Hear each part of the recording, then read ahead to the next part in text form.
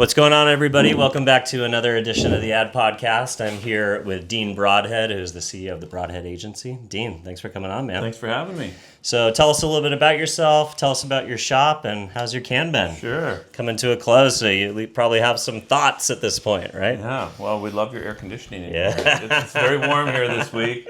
I run Broadhead out of Minneapolis, 25-year-old independent. Amazing.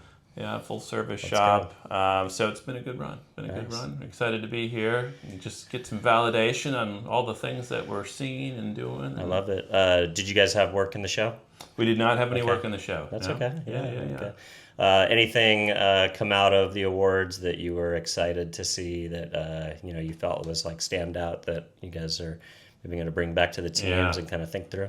No, I mean, I think what's validating right now is you're just seeing the creativity being very focused on outcomes. Yeah, outcomes totally. and impacts. I mean, that's what Would you consider you guys a little bit more performance in your orientation about trying to, make sure that you're not just making fun stories that win statues over there, but things that actually impact the bottom line for your clients? I mean, that's the name of the game of staying in business. Right, of course. I mean, as our clients grow, we get to grow. I mean, that's just the way the combo works. And so I think it's gratifying to see that great work that also delivers great outcomes is getting recognized. Yeah, I love it.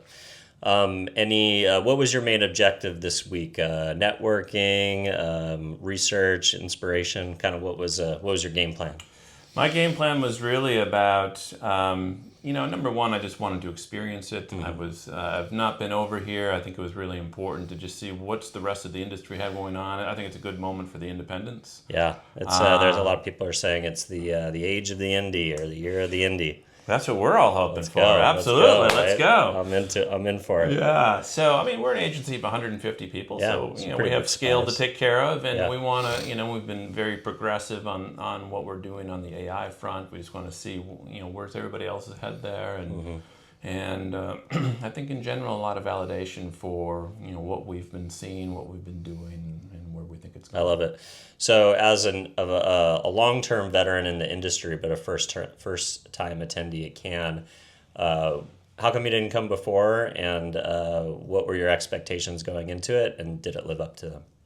Yeah, I think why didn't I come before? I think we do a lot. We've done a lot of B2B work. Yeah. And is it now really there's a whole day of B2B, right? I know, isn't it something which I didn't really know.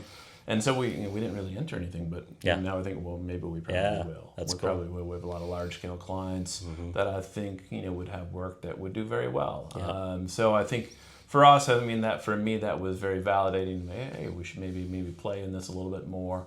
But my expectations were number one. My head was spinning a little bit when I first came here. It was like, holy mackerel! There's a lot of stuff going on. There's a lot of options. A lot of stuff going on. Kind of have to just resign yourself to there's no possible way you can do everything, and just kind of go with the flow to some degree, right? That's right. But it's but still have a lot of friends here, so I've had an opportunity to meet up with people. And that's great. Kind of get some wingmen or wingwomen under your shoulder to show you the ropes. Absolutely. I love it. Yeah. So you talked about B2B and also the idea of Cannes having a B2B category and really leaning into B2B. You've got brands like Salesforce has their own dedicated beaches, where they're celebrating everything about B2B marketing, and they've got a lot of partners and stuff out there as well.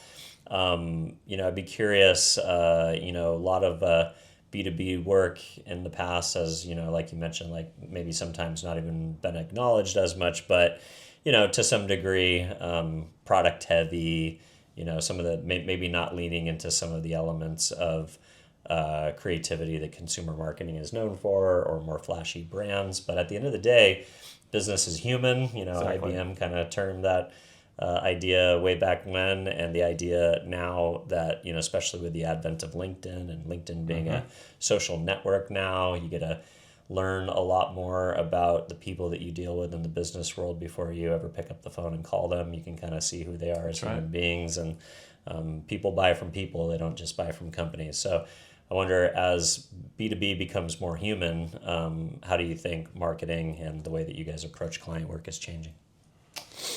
Well, I mean, I think the point of human is spot on. I mean, it is, in essence, the buyer journey is often done before we ever actually have a connection with them face to face. Sure.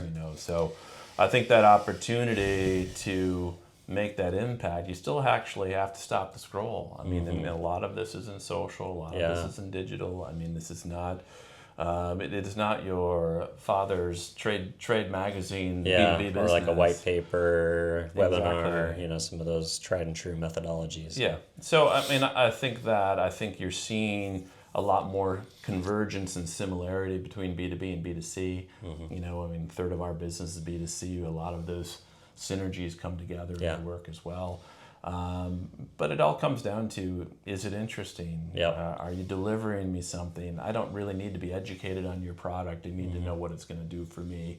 And, we like to think that B2B is not an emotional business. It's still an emotional business. It's very more emotional. Yeah, probably business. Because there's consequences to your choice, right? Like if you buy, a expensive handbag that ends up not working out, it doesn't mean you're gonna, get a call into the office by your boss. Exactly. I'm not gonna lose my job on that decision. Yeah. Exactly. So, absolutely. Yeah, that's interesting.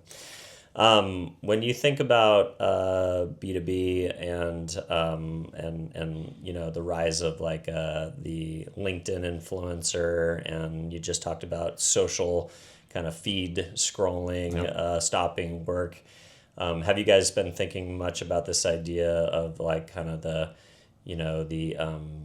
executive comms strategy as it pertains to like a lot of B2B CEOs or B2B C-levels, they didn't necessarily want to be the face of the company. They didn't want to be associated with it in that way or be kind of a public-facing on-camera pitchman. But now this concept of building out loud and trust and transparency, and the idea that, you mentioned a lot of buyers come to their provider when they're ready to make a decision versus, the consideration phase is happening outside of your control. That's right. So, what are you advising as far as on? Are you guys doing any of that comm strategy work with your senior on the public leaders? relations side. Yeah, how do you show up in the world to not only your customers but your employees and the rest of your stakeholders? I mean, I think social, and I've had to adopt this myself as a leader. It's part of our job description now. I mean, it's our job. Knowing that more human, more trust is ultimately leading to those consideration sets. I think that you absolutely have to be visible as a leader. Otherwise, they're kind of wondering why you're not visible. What do you have to hide? So it's a huge part of what the public relations group does at the agency, and in conjunction with what we're doing specifically on the social side as well. I love it. And going back to that idea of the condensed buyer journey, with the rise of LLMs and the way that search is changing, 60% of searches now no longer lead to a click. Consumers aren't clicking through and doing research on your website. You don't get that pixeling opportunity to follow them around the internet with messaging while they're in their consideration phase or their research phase.